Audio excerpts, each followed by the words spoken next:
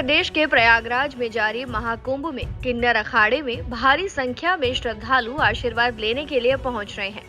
किन्नर वर्ग के लिए 10 साल पहले अखाड़ा रजिस्टर्ड कराने के दौरान समुदाय को कड़े विरोध का सामना करना पड़ा था, लेकिन उनका आशीर्वाद लेने इतने श्रद्धालु पहुंचेंगे इसकी उम्मीद नहीं थी। आखिरकार इस किन्नर अखाड़े को समाज ने स्वीकार कर लिया है। किन्नर समुदाय के 3000 से भी ज्यादा लोग अखाड़े में रह रहे हैं और संगम में डुबकी लगा रहे हैं।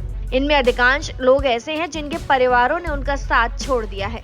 महामंडलेश्वर लक्ष्मी नारायण त्रिपाठी का कहना है कि महाकुंभ में उनके साथ अन्य संतों जैसा ही व्यवहार किया जाता है। उन्होंने कहा कि हम प्रार्थना में भाग ले रहे हैं, भजन गा रहे हैं, यज्ञ कर रहे हैं। लोग हमसे 1 रुपए के सिक्के लेने के लिए कतार में खड़े हैं। जब कोई किन्नर आशीर्वाद देता है तो इसे बेहद शुभ माना जाता है। हालांकि ये बात सभी लोग जानते हैं, फिर भी समाज हमें स्वीकार करने से कतराता था, लेकिन आज लोग लाइन में लगकर 1 रुपए का सिक्का लेने की होड़ मचा रहे हैं। क्या कुछ कहना है महामंडलेश्वर लक्ष्मी नारायण त्रिपाठी का, आइए देखते हैं भारत एक्सप्रेस की इस पर एक खास रिपोर्ट।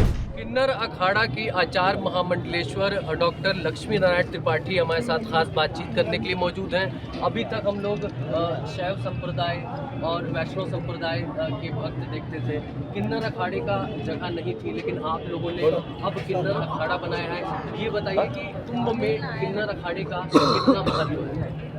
देखिए, किन्नर अखाड़ा अब नहीं बना है, ये आप 2025 में 2015 में किन्नर अखाड़े का गठन हुआ। 2016 का कुंभ हमने उज्जैनी का किया, जिसे सिंहस्थ कहते हैं। 2019 के कुंभ में हमारा जूना अखाड़े के साथ अनुबंध हुआ कि हम शाही स्नान जूना अखाड़े के साथ करेंगे। और उसके बाद हमने 2021 का कुंभ किया। उसके बाद हमने 2025 का भी कुंभ कर रहे हैं। तो किन्नर अखाड़े का गठन तो पहले ही हो गया था और प्राचीन परंपराएं किन्नरों की रही हैं। इसके लिए गोस्वामी जी ने लिखा था, देव दनुज किन्नर नर श्रीनी सादर मजहि सकल त्रिवेणी। तो उन्होंने ही लिखा था। और देव दानव यक्ष गंधर्व किन्नर अप्सरा संत महात्मा साधु वेदों में लिखा है, पुराणों में लिखा है। सब जगह किन्नरों के अपनी अलग प्राचीन परंपराएं, अपनी देवी देवता, अपनी पूजा करने की पद्धति सब थी। आक्रांताओं की वजह से और ब्रिटिश रूल की वजह से हमारा पतन हो गया था। मुख्य धारा समाज से, सनातन धर्म से दूसरे धर्मों में आश्रय लेना पड़ा। किन्नर अखाड़े का गठन इसके लिए करना पड़ा। 2015 में हमने गठन किया, क्योंकि 2014 में तो सुप्रीम कोर्ट ने किन्नरों को उनका अस्तित्व दे दिया था। नालसा जजमेंट आया था जिसमें मैं इंटरवीनर रही उस केस में।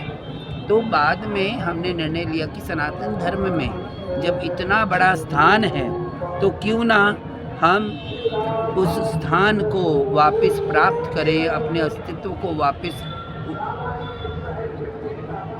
आगे लेके चलें। सनातन धर्म में हम दूसरे धर्मों में क्यों जाएं?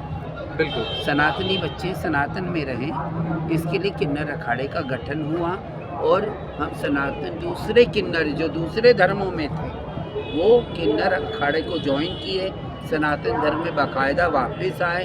उनका पिंडदान वगैरह हुआ, उनका पट्टाभिषेक हुआ, लोगों को अलग अलग पदों पे बिठाया गया।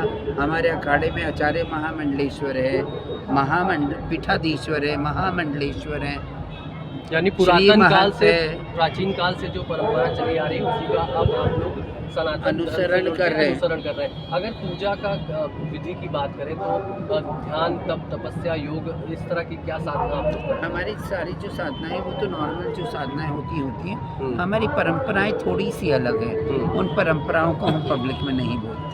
तो सुना आपने, यहाँ पर किन्नर अखाड़े का भी उतना ही महत्व है जितना महत्व बाकी के अखाड़ों का है। शैव अखाड़े की हमने बात की, वैष्णव अखाड़ों की बात की, और किन्नर अखाड़ा जो कि पूरे महाकुंभ में अपने आप में एक अद्भुत अखाड़ा है। और यहाँ पर हम देखते हैं कि भक्तों, श्रद्धालुओं की लाइन लगी रहती है। यहाँ पर आचार्य महामंडलेश्वर का आशीर्वाद लेने तमाम भक्त जो हैं वो देश भर से आ रहे हैं। वीडियो जर्नलिस्ट भीम सिंह यादव के साथ अभिषेक पांडे, भारत एक्सप्रेस, प्रयागराज।